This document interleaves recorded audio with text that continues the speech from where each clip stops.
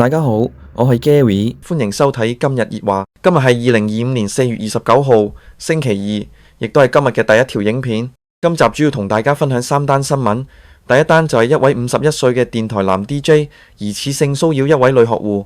第二單就係一位港男喺飛機上面被一個頑童用杯麵嘅滾水淥親左手。第三單就係5月1日起可以喺輕鐵攜帶貓狗。喺開始講落去之前，記得俾 like 同埋撳訂閱掣。睇影片嘅時間越長，就係對 Gary 最大嘅支持。衷心感謝各位網友。首先睇下香港01嘅報道，網傳一名疑似電台 DJ 嘅病人，近日喺社交媒體上發布一名明愛醫院女護士學生喺病房工作嘅相片同影片，內容配以涉及性騷擾用語，例如我深愛住呢位姑娘，樣貌身材極之野味，玉手溫柔替我心肺按摩，親愛嘅求你唔好停好嘛等。警方琴晚4月28號接獲醫院報案，指懷疑有男病人喺醫院病房內偷拍一名女醫護人員，並於社交平台上載及發布內容包含性騷擾用語嘅相片同影片。警方經調查之後，拘捕該名51歲姓唐男子涉嫌窺淫罪，佢已經獲准保釋候查，需於5月下旬向警方報到。案件交由深水埗警區刑事調查隊第3隊跟進。明愛醫院琴晚表示，已經安排部門代表會見涉事病人作出警告，要求佢將貼文移除。院方已經就事件報警，並已經即時向受影響護士學生了解事件並致以慰問。對於有指涉事者為香港電台 DJ， 港台表示該名人士並非香港電台員工。據了解，佢曾經喺一港台節目擔任客席主持。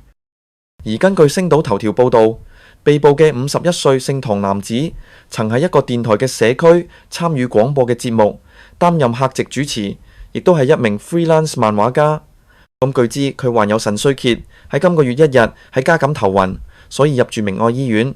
期間受害女護士陳幫佢抹身，有人喺受害人不知情嘅情況下以手機拍攝受害人，並於上個禮拜六4月26號將影片上載於其個人 Facebook， 配以涉及性騷擾嘅用語。受害人感到困擾，醫院亦都得知事件，所以報警。被捕人現正保釋候查，佢仍然留院，警方已經通知院方作相關嘅安排。唔知大家又對呢單嘢有咩睇法？又或者如果因為醫療需要，護士依舊要幫呢個男子進行相關嘅醫護工作，你哋認為應該可以點樣處理？歡迎喺下面留言講講。再嚟講下有位港男喺飛機上俾小朋友用滾水淥親事件。根據星島頭條報道，有港男日前乘搭香港快運 HK Express 由越南富國島回港，喺航班上面遇到前座一名小童不斷玩跳凳，最終引致港男被滾水淥手，燙傷紅腫。當港男指斥頑童唔係事，小童母親竟係反罵受傷港男黐 X 線。男事主日前喺 HK Express 香港快運及旅行資訊關注組 Facebook 專頁發帖講述事件。佢表示搭乘快運編號 UO597 嘅航班由富國島返香港。佢喺帖文中表示，該小童喺佢嘅前座座位上喺度跳，結果搞到啲滾水落咗落我隻手度，成隻手紅晒，係要睇醫生。佢批評該小童母親有冇病啊？你對唔住都唔講聲，仲揾粗口鬧我。港男發布嘅短片聽到該小童母親寧願轉身以粗口罵受傷事主黐 X 線。佢嘅身後有空姐拍佢膊頭，似欲嘗試調解。咁另一段短片咁就見到該小童母親呢向後座講道：你收聲。港男解釋，當時該小童母親正喺度指罵佢母親。港男批評該小童母親係咪有病，自己有錯，鬧完我仲要鬧我阿媽。該港男其後向東張西望表示，當時除小童母親之外，其父親亦有加入鬧佢，我鬧咗佢個仔2句。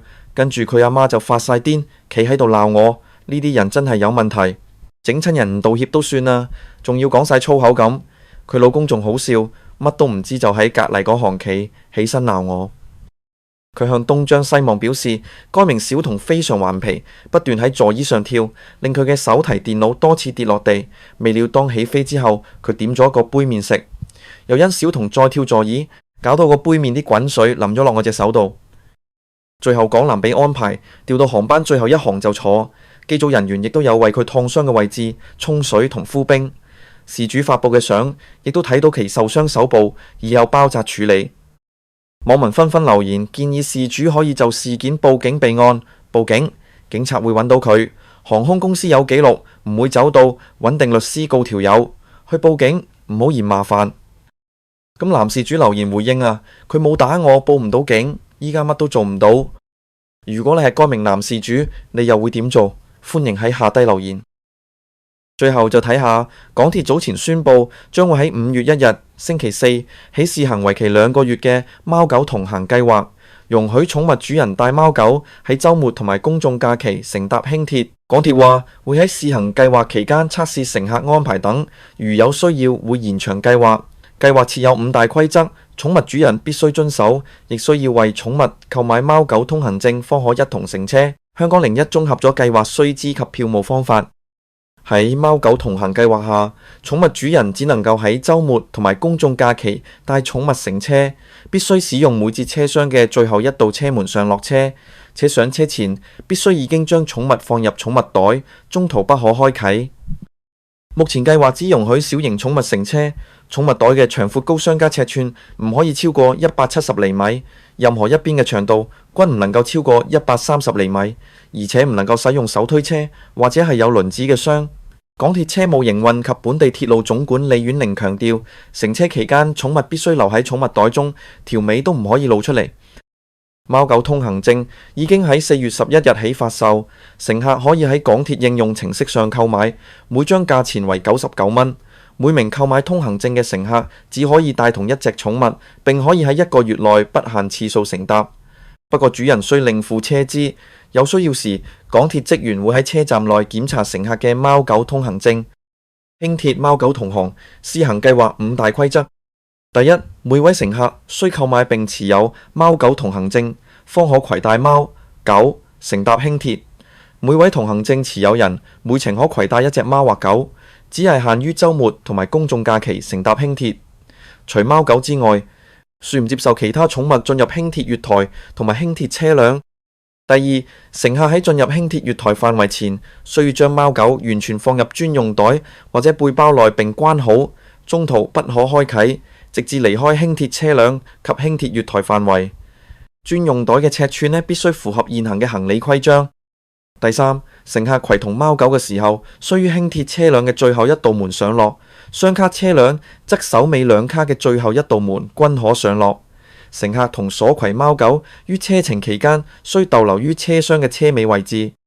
第四，乘客於旅程中需確保貓狗完全留喺袋內，同埋唔會露出身體任何部位。第五，乘客需如常支付本人車費。咁多謝各位陪 Gary 將影片睇到最後，我哋下條影片再見，拜拜。